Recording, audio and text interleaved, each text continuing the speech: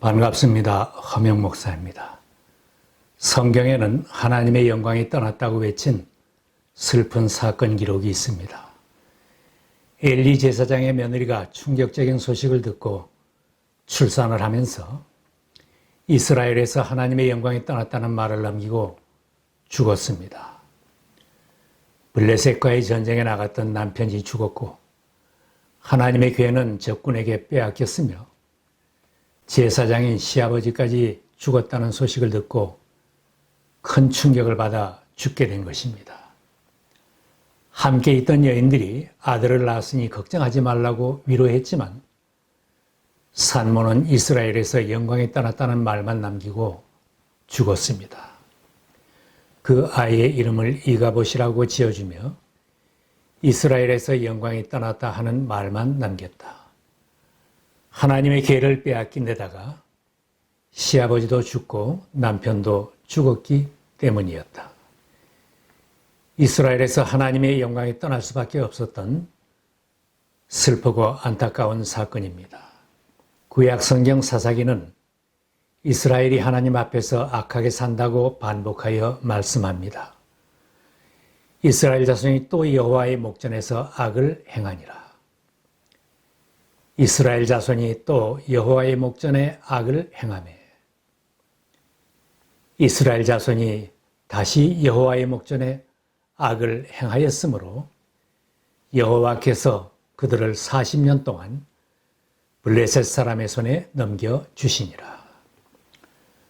선택한 이스라엘 백성들을 복되게 살라고 하나님께서 언약의 말씀을 주셨는데도 그들은 말씀대로 살지 않고 하나님이 미워하는 모습으로 살았기에 늘 적군에게 침략을 당하며 고통스럽게 살았습니다.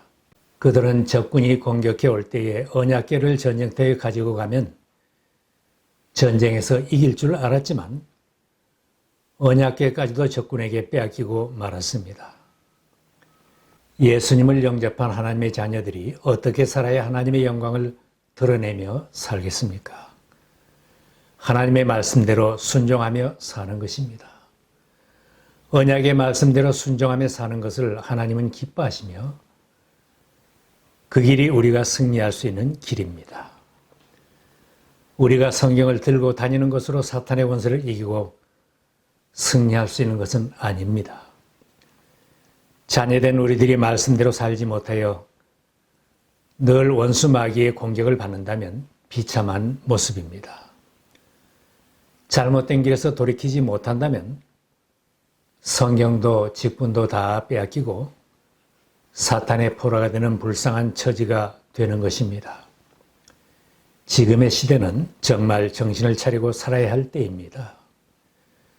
세상은 늘 그랬지만 오늘의 세상은 너무도 악해져 있어서 내 힘만으로는 이기며 살기가 힘든 세상입니다. 교회에도 세상의 물이 넘쳐 들어와서 세상과 교회를 구별하기 어려운 지경이 되었습니다. 성도들의 거룩한 생활은 예배당 안에서만 구별된 것 같이 살아갑니다. 예배당 문을 나서면 세상 사람들 속에 묻혀서 똑같은 모습으로 살아갑니다. 나는 하나님의 자녀다. 직분을 가진 주님의 제자라고 자부하면서 타락한 모습으로 세상에 어울려 산다면 하나님의 영광이 나에게서 떠날 것이고 교회에서도 떠나갈 것입니다. 우리가 하나님의 영광을 드러내지 못하고 산다면 잘 지어놓은 예배당 건물도 쓸모없게 될 것입니다. 믿음으로 살아야 할 백성들에게 구약의 예언자들을 통하여 재촉하시는 하나님의 말씀입니다. 너희는 떠나거라. 그곳에서 떠나 나오너라. 부정한 것을 만지지 말아라. 그 가운데서 나오너라. 주님의 그릇을 운반하는 사람들아, 너희는 스스로 정결하게 하여라. 하나님은 소돔성에 사는 롯에게 천사를 보내서 그곳은 멸망할 곳이니 지체하지 말고 빨리 떠나라고 재촉하였습니다. 서두르시오. 여기에는 부인과 두 딸을 데리고 여기를 떠나시오. 꾸물거리고 있다가는 이 성이 벌을 받을 때에 함께 죽고 말 것이오. 바울 사도는 타락한 도시 고린도에 사는 교인들에게 편지하면서 하나님의 자녀들은 세상 사람들에게서 나와서 따로 서 있으면서 온전히 거룩함을 이루자고 권했습니다. 우리는 살아계신 하나님의 성전입니다. 그것은 하나님께서 말씀하신 바와 같습니다. 내가 그들 가운데서 살며 그들 가운데로 다닐 것이다. 나는 그들의 하나님이 되고 그들은 내 백성이 될 것이다. 그러므로 너희는 그들 가운데서 나오너라. 그들과 떨어져라. 부정한 것을 만지지 말아라. 나 주가 말한다. 그리하면 내가 너희를 영접할 것이다. 믿지 않는 사람들과 멍에를 함께 매지 마십시오. 정의와 불의가 어떻게 짝하며 빛과 어둠이 어떻게 사귈 수 있겠습니까? 그러므로 사랑하는 여러분, 우리에게 이러한 약속이 있으니 육과 영의 모든 더러움에서 떠나서 자신을 깨끗하게 하며 하나님을 두려워하는 가운데 온전히 거룩하게 됩시다. 세상을 휩쓰는 대홍수 가운데서도 하나님의 말씀을 순종하여 따로 서 있었던 노아의 가족이 인류의 구원을 이루었습니다. 만약 노아가 세상 사람들과 어울려서 하나님의 구원을 전하려고 했다면 방주 만드는 일은 실패로 끝나고 말았을 것입니다. 세상 사람들은 홍수가 날 것이라고 전하는 노아를 비웃고 조롱했지만 노아 가족은 끝까지 하나님 편에 서 있었기에 온 가족이 구원을 받았습니다. 믿음의 조상 아브라함도 언제나 하나님 편에 서 있었기에 믿음의 조상이 되었습니다. 만약 아브라함이 조카 롯과 함께 소돔성에 들어가서 하나님을 전하며 살려고 했다면 아브라함 역시 패가 망신을 하였을 것입니다.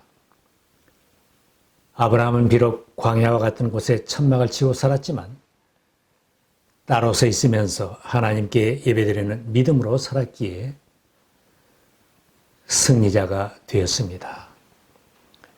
바벨론 궁전에 살던 다니엘은 왕의 진미를 먹으며 그들과 함께 어울려 산 것이 아닙니다.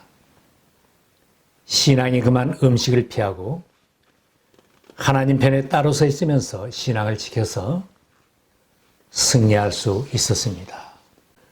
우리가 항상 하나님 편에 서 있고 먹고 마시는 것을 구별할 줄 안다면 신앙에 힘이 있습니다. 하나님께서 예레미야에게 레갑 가문의 사람들의 믿음을 시험해 보라고 하셨습니다. 너는 레갑 사람들을 찾아가서 그들에게 말하고 그들을 주의 성전으로 데려다가 어느 한 방으로 안내하여 그들에게 포도주를 마시게 하여 보아라. 예레미야는 말씀대로 레갑의 후손들을 성전의 한 방으로 데려와서 그들 앞에 포도주가 가득 찬 단지와 포도주가 가득 채워진 잔들을 놓아두었습니다.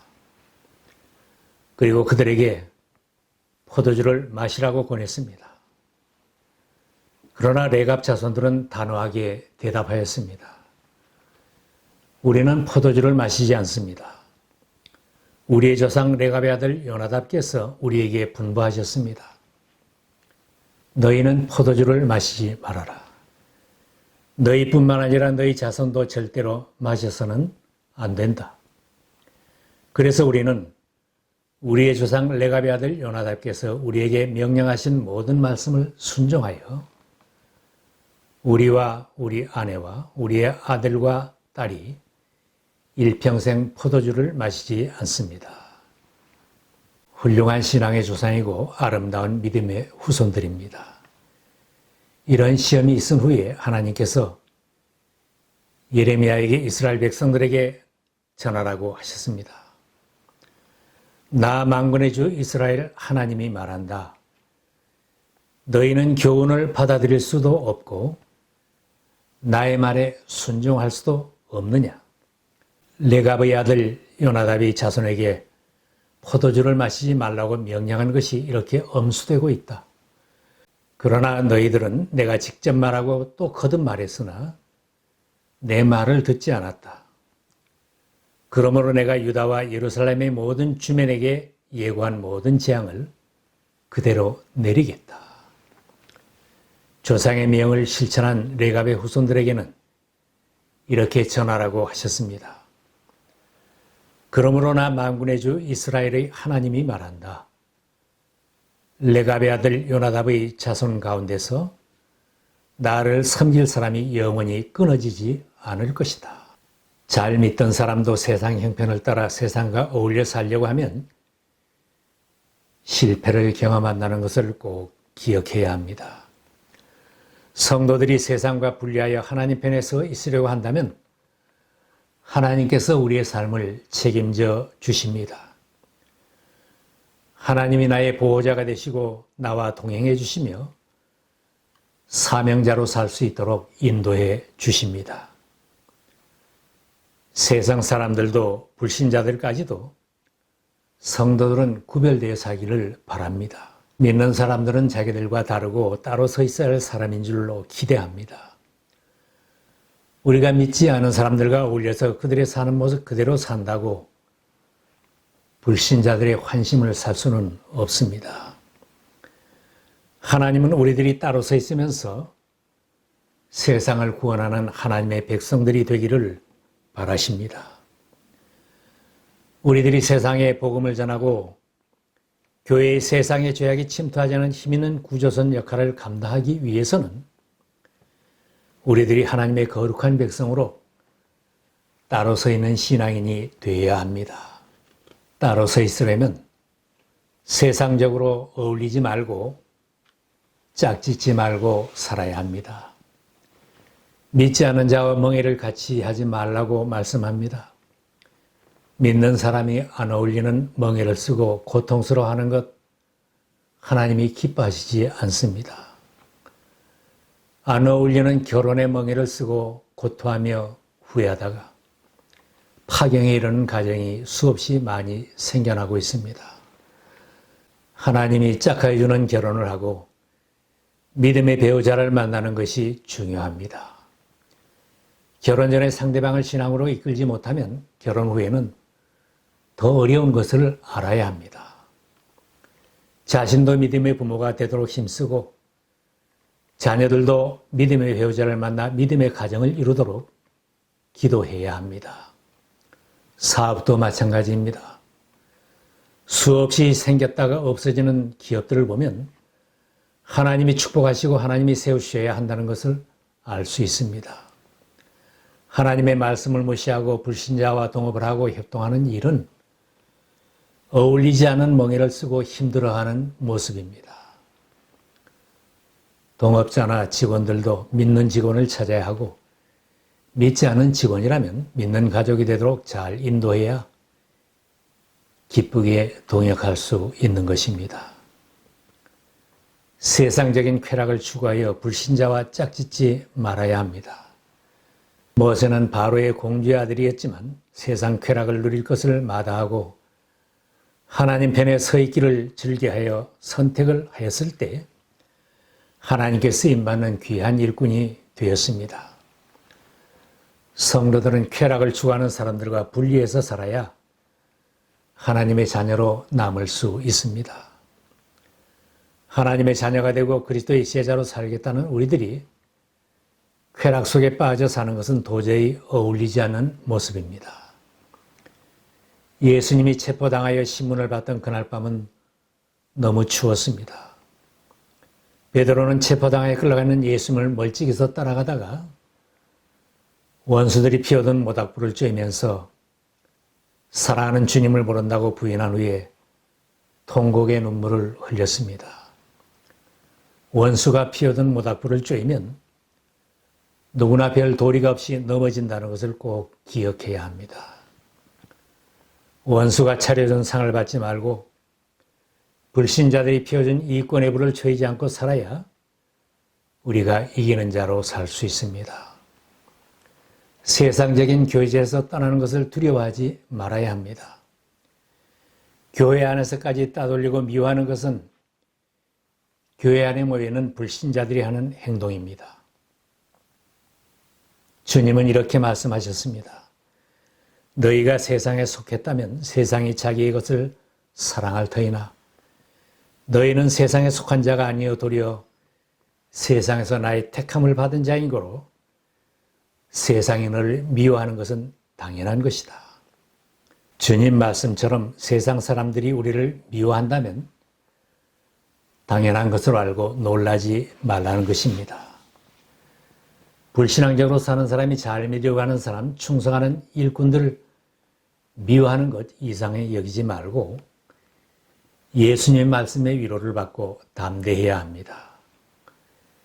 세상에서는 너희가 환난을 당하나 담대하라. 내가 세상을 이기었노라. 하나님 편에 서 있는 자녀들에게는 혈연보다 지연보다 더 귀중한 형제 자매들의 교제가 있습니다. 혹 부모 형제는 이해하지 못해도 친구들은 이해하지 못해도 성도들은 서로 이해하며 위로해주며 기도해 줄 수 있어야 합니다. 함께 주님의 식탁을 받는 하나님의 가족이 되었고 이제부터는 하나님 편에 서서 함께 사명자로 살아야 할 동역자들이 된 것입니다. 세상은 마음만 먹으면 쉽게 죄악 속에 묻히고 옛날처럼 살 수 있다고 계속 유혹합니다. 그러나 그 길은 성도들의 갈 길이 아닙니다. 죄악된 자리에 아직도 머뭇거리며 세상 친구를 떠나기를 주저하는 분이 계십니까? 이사야 선지를 통하여 재촉하시는 하나님의 음성을 꼭 들으셔야 합니다. 어서 떠나거라. 어서 빠져나가거라. 부정한 것들을 건드리지 말지어다. 너희는 하나님의 그릇을 받들 사람들이다.